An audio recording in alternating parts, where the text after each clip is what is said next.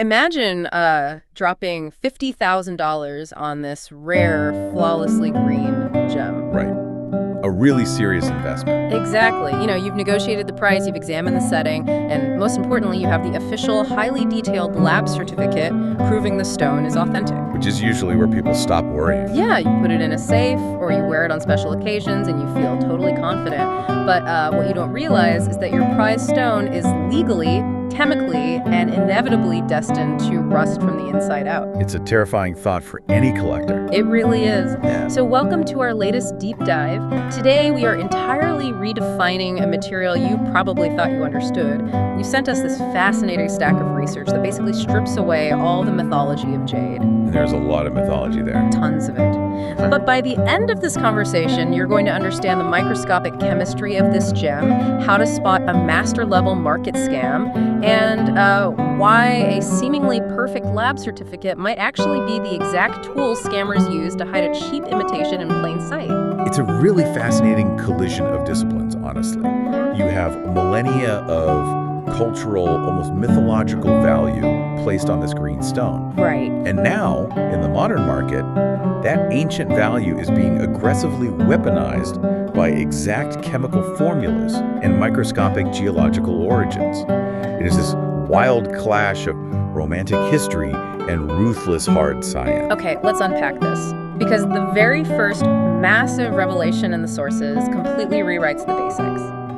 Scientifically speaking, the word jade doesn't actually refer to one specific stone. No, it doesn't at all. It's just this historical umbrella term that covers two entirely different minerals. We have jadeite, and then we have nephrite. That is the great divide right there. Yeah. To understand the economics of the modern market, Right. you really have to look past the green color and look directly at the chemical DNA. Which is drastically different. Completely different. So Burmese jadeite, which is the incredibly rare, highly prized variety that breaks all the auction records, that is sodium aluminum silicate. The exact formula is NaLC-206.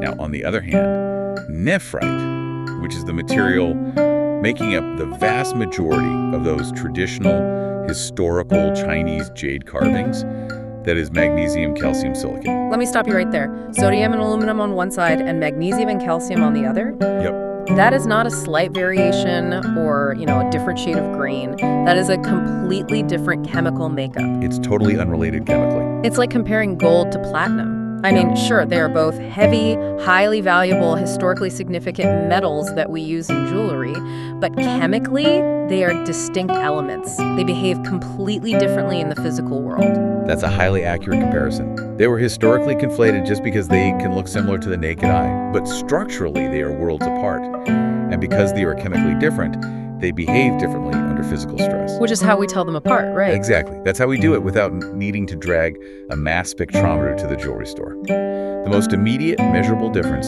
is the Mohs hardness scale. Right, the scratch test. Yeah, Burmese jadeite is exceptionally tough. It sits at a 6.5 to a 7.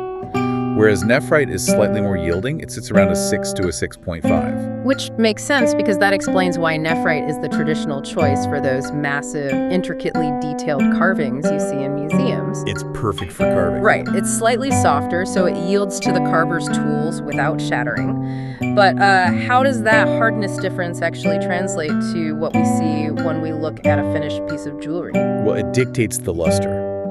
Because jadeite is so extremely hard, it can take a much more aggressive high-friction polish. It achieves what gemologists call a vitreous luster. Meaning it looks glass-like. Exactly. It looks like gleaming high-end glass.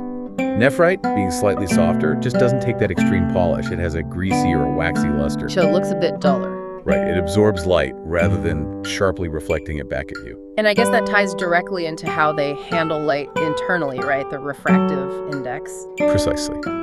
Jadeite has a higher refractive index, usually around 1.66. Nephrite is lower, around 1.62. Let's break down the mechanics of that for a second. If I'm holding these stones in a market, I can't exactly pull out a laser pointer and measure the refractive index. No, probably not a good idea. Right, so how does that number actually change the physical appearance of the stone in my hand? Think of the internal microscopic structure as a hall of mirrors. Under a microscope, jadeite has this very granular structure. It's composed of tightly intertwined crystals or grains that basically lock together. And the sources mention a specific term for that, right? Yes, in the Burmese jade trade, they call this exact texture kayak thar, which literally translates to stone flesh. Stone flesh, wow. Yeah, it's very descriptive. When light enters jadeite, it hits those dense interlocking grains, bounces around intensely, and then shoots back out. That's what creates that brilliance. And nephrite is different. Very. Nephrite is made of fine, tightly woven fibers. It looks almost like a microscopic blanket. So when light enters nephrite, that fibrous structure catches and diffuses the light. You get a softer, muted glow rather than a brilliant, sharp flash. That is super clear. And if we just close our eyes and use our hands, the physical density is the next massive giveaway. Specific gravity. The weight of it. Yeah. Burmese jadeite sits at a 3.3 to 3.36, while nephrite is significantly lighter, between 2.90 and 3.03. So if you hold two identically sized, identically carved pieces, one jadeite, one nephrite, the jadeite just feels noticeably heavier. It grands itself in your palm. It really does. It's a very distinct physical sensation. Once you feel that dense gravity of true jadeite, nephrite just feels surprisingly light by comparison. Okay, so if we are separating the true investment-grade treasures from the everyday carvings, jadeite is clearly the harder, shinier, heavier stone with that distinct granular kayak thar structure. But here's where the narrative takes a really sharp turn. Because we have Burmese jadeite, and we also have Guatemalan jadeite. And they share the exact same chemical formula, sodium aluminum silicate. They do. Chemically, they are both unequivocally classified as jadeite. Right. But their geographical origin dictates a massive fundamental difference in quality, stability, and of course, value. Wait, I really need to challenge this. If the chemical formula is completely identical, why does the geography matter at all? I mean, isn't a molecule of sodium aluminum silicate just a molecule regardless of whether it's formed under a mountain in Myanmar or near a fault line in Guatemala? You'd think so, but it's not just about the ingredients. It's about the oven they were baked in. The oven? Yes, the geology. The geological pressure in Myanmar during the formation of Burmese jadeite was exponentially higher than the tectonic conditions in Guatemala. Oh, I see. That immense crushing pressure forces the granular structure of the stone to become unbelievably compact. It forces the specific gravity to hit that benchmark of 3.33 consistently. So it's literally physically denser because it was crushed harder by the earth. Precisely. In fact, that Burmese density is so extreme that the stone acts as an incredibly efficient thermal conductor. Wait, really? Yeah, when you touch genuine Burmese jade, it rapidly pulls heat away from your skin. That is exactly why the real stone feels distinctly cold to the touch when you pick it up. Oh, that makes so much sense. And Guatemalan jadeite, because it formed under less pressure, has a looser microscopic structure. It's more porous, it hovers at a lower density, around 3.2 to 3.30. It just doesn't have that signature icy density. Okay, the density explains the physical feel, but the visual value, you know, the reason people paid millions of dollars at auction that comes from the color, and that's where the microscopic intruders come in. Yes, the trace elements. This is literally the difference between a stone that belongs in a museum and a stone that belongs in a gravel pit. That is a harsh distinction. It's true, though. Burmese jadeite gets its vivid, electrifying green from chromium. Chromium atoms actually replace some of the aluminum atoms in the crystal lattice. And how does that affect the light? When visible light hits the stone, the chromium absorbs the yellow and blue wavelengths and powerfully reflects the green. It makes the color practically vibrate with saturation. And Guatemalan jadeite. Guatemalan jadeite is colored primarily by iron. Here's where it gets really interesting. Because of the iron, Guatemalan jade takes on a darker, bluish, sometimes murky tint. Right. When light tries to pass through it, the iron absorbs too much of the spectrum. It makes the stone look dull or lifeless compared to that chromium-fueled fire of the Burmese jade. It just doesn't pop the same way. So if the Guatemalan stone is less dense, structurally looser, and noticeably duller, who is actually driving the demand for it? Why buy it? Well, nobody is seeking it out at high prices on purpose. It's being pushed onto buyers through a highly sophisticated system of market deception. Scams, basically. Exactly. Guatemalan jade is technically a natural type A stone, meaning it hasn't been artificially injected with dyes or polymers, so it easily passes basic authenticity tests. Oh, wow. Yeah, but it is being weaponized to extract Burmese prices from uninformed buyers. Let's walk through the exact mechanics of these scams, because the markup is staggering, often 5 to 10 times the actual value of the Guatemalan stone. It's wild. The deception relies entirely on visual mimicking. For example, Guatemala naturally produces these deep blue-green stones. Scammers take these and label them as blue water jade. And what is blue water jade supposed to be? True Burmese blue water jade is a geological anomaly. It's obscenely rare and commands astronomical prices. By slapping the blue water label on a common Guatemalan stone, they manufacture rarity where there is none. And they do the exact same thing with black jade. Yes, and the visual trick here is so fascinating. Genuine Burmese black jadeite, which is known to the trade as moss sitsit, has a highly specific property. The flashlight trick. Exactly. If you press a strong, concentrated flashlight right against the edge of the stone, the light that manages to bleed through the blackness is a stunning, brilliant green. Like a glowing ember almost. Right. Now, Guatemalan black jade, which is often an anthracite-rich variety, also shines green under a flashlight. But because of the high iron content we just talked about, it's a totally different kind of green.